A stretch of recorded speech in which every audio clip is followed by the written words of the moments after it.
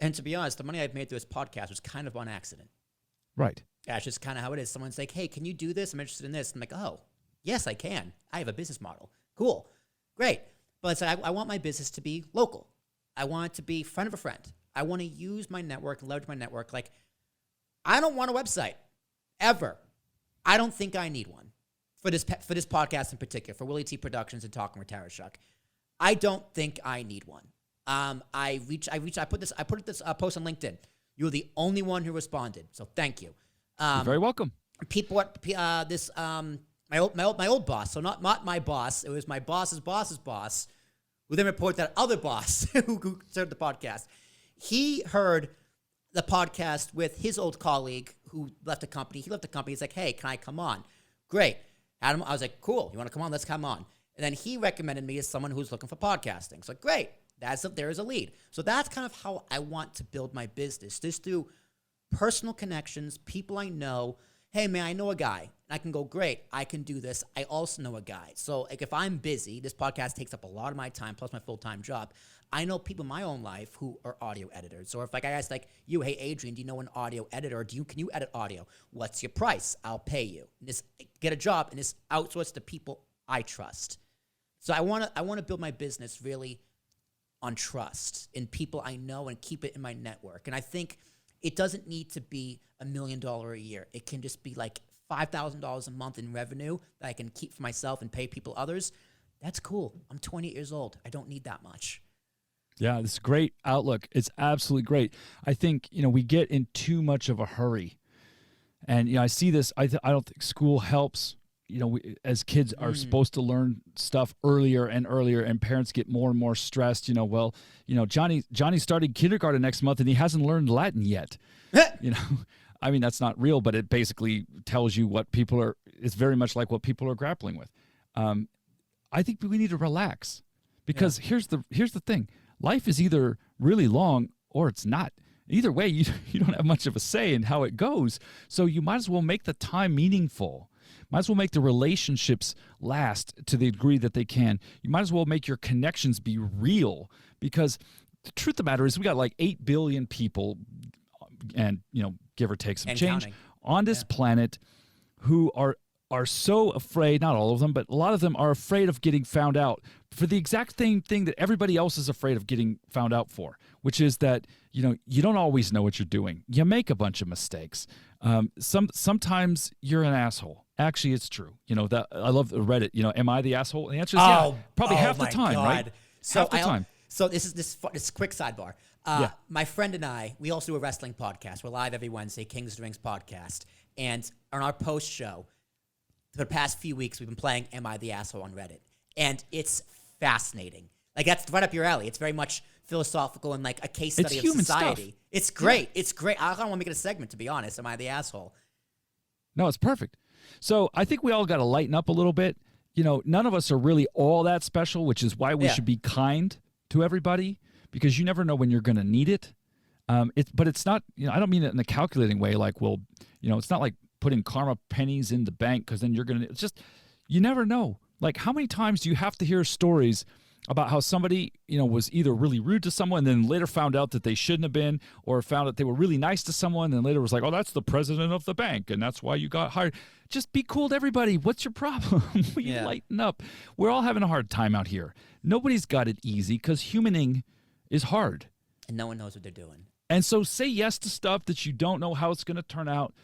Take a risk. The best sort of risk mitigation strategy is to be kind. It's why humanitarian relief organizations around the world have stickers on their vehicles that have an AK-47 with a red circle and a line through it, because they're trying to tell people we're not playing the game that everyone else in this war zone is playing. Now, that doesn't protect us the way that it used to. Tragically, I've lost a lot of friends to violence against aid workers in Afghanistan, Iraq, the occupied Palestinian territories, Sudan, other places. Buddy of mine, we were each going to lead a mission in Sudan, and he decided to take this one, and I took the other one, and his ran over a landmine that had been in the ground for 20 years from an old civil war. He incinerated to death in his car. I survived. You just never know what's going to happen wherever you are, right? The piano might fall out of space and land on my house right now. I don't know. So I can't live like that's something I can worry about. You can't control the uncontrollable. You can only control what you can control. And I say first thing you can control is how you treat other people. But you can't be nice to other people till you're nice to yourself. So lighten up a little bit. You're not that bad, all right? You've done some dumb stuff. You might have hurt some people. You might have things that you need to make right. Just do that and then get on with it. Don't do that again. Be good. We can do better. Just take I don't know why this turned into like a little preacher thing, but no, I needed it. I'm not gonna do better. I'm not gonna you lie, and everybody else. You can do better. We all can. I really needed it. I was feeling very down today because Were it's you? kind of like, well, I'm in a crossroads a little bit. Like I don't know what to do. Like with the podcast, with the business, I'm not gonna stop doing the podcast. This is fun for me, right? This is my therapy. This is what I do. What I do is podcasting, but it's like how I kind of mold it in what I'm doing and what the plan is moving forward. I'm a little bit of a brick wall. I'm a little stuck. So but this conversation, it's like I feel a lot better. This is to get some shit off my glad. chest, and I genuinely feel a lot better. And No, I I'm kind of very think I happy have a for little that. bit more of a plan. But please, you're gonna say something. Go ahead. Well, I was just gonna say. So you said you wanted to be local. Yes. And in my point of view, that's the easiest thing. I mean, nothing's easy, but that's a great place to start because here's the good news. If you want to do something local, there's a almost limitless number of people who would love the opportunity to tell their story, talk about their business, share a little bit about their community and what they're doing, and just have real conversations. Because you have a studio, it's a very easy thing to if you can have people over. I don't know if this is at your house or a place that people can come to. This is technically my office, but I'm in New Jersey. If anyone's local to New Jersey, I do have a studio in Montclair. Well, there you go. So you can say, listen, I have a show called X. If we feature people from the local community, they could be business leaders, they could be corporate executives, they could be, mom and pop stores, they could be just people. It doesn't really matter. Again, depends on if there's a quote unquote business strategy or not, but all of it works. And then you just have a show or you have a kind of an umbrella for shows. And then you don't have to be stuck with something. So if you had a network, and I'm putting air quotes if you're listening, if you had a network, which literally is just an umbrella for all the other stuff you want to do, and then you just do miniseries, right? So you don't have to do a weekly show that goes on forever. You can say, I'm going to do 6 episodes about candy stores. I'm going to do, 3 episodes about, whatever, the water board, like whatever interests you. Then you reach out to people, and I've done this 400 times. The response rate's 100% yes. The only issue was I'm not available that week. Could we do it another week? So 400 guests I invited on one of my podcasts, which I'm not currently doing, but I did from the end of 2018 to the end of about 2021.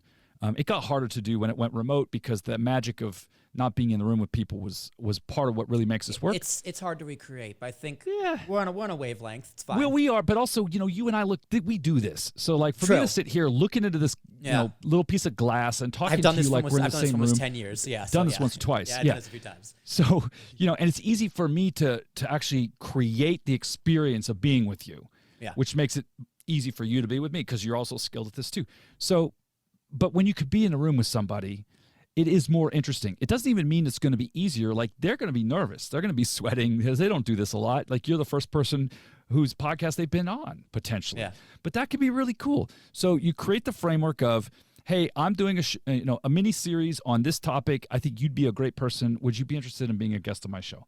And it's 45 minutes away. It's 20 minutes away. Whatever it is, people will drive to you when the show concept is about them. So the show that I'm talking about here is 100%. One that I did. It was just called Valley Business Radio. It's very generic, but I could interview anybody that I wanted, and they all said yes. So you could get way more niche, and I really like, this is something I've gotten onto lately for myself and my clients. We don't do the never-ending podcast every week. Because look, for those of you who know, and Will, you know this like nobody's business, there's like 5 phases: planning, production, post-production, publication, and promotion. Yes. And the biggest mistake people make is they try to do all 5 of those things for every single episode over and over and over again. It becomes a hamster wheel that's what I do. Of hell. Yeah. Right? It's fun, so I say, though. great. I like plan a season. Plan a mini series. Mm-hmm. Then you just plan once, take a couple of weeks, come up with a concept, plan for it, invite people, get it scheduled. Record all the episodes in 2 days, 3 days, right? Doesn't take a long time. Yeah. Batch it. Then, take as much time as you need with your day job to post-produce, and even just to get the main episodes ready, because then you can work on the clips, on an ongoing basis.